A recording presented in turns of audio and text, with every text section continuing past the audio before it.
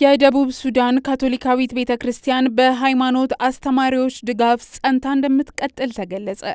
የደቡብ ሱዳን ካቶሊካዊት ቤተክርስቲያን የዕለት ተዕለት ሕይወትና እምነት እንዲቀጥል የካቴኪስቶች ሚና እጅግ ወሳኝ መሆኑ ተገለጸ።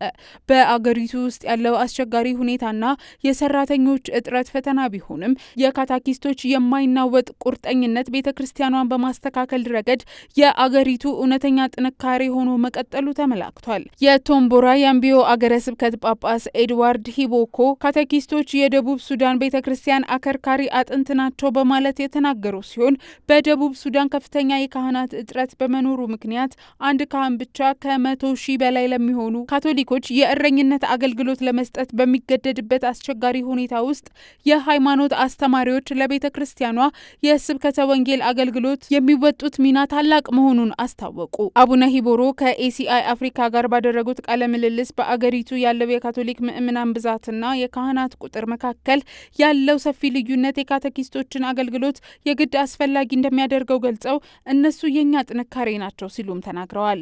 ጳጳሱ ይህን የገለጹት ከሐምሌ 12 እስከ 19 በኬንያ የናይሮቢ ካቶሊክ ሊቀ ጳጳስ ጽሕፈት ቤት በሚገኘው የምስራቅ አፍሪካ የካቶሊክ ጳጳሳት ማህበር 21ኛ ጠቅላላ ጉባኤ ላይ በነበሩበት ወቅት ሲሆን በወቅቱም የደቡብ ሱዳን የካቶሊክ ሕዝብ እጅግ ብዙ ነው፣ ነገር ግን ባለን የካህናትና በምእምናን ቁጥር መካከል ሰፊ ልዩነት አለ።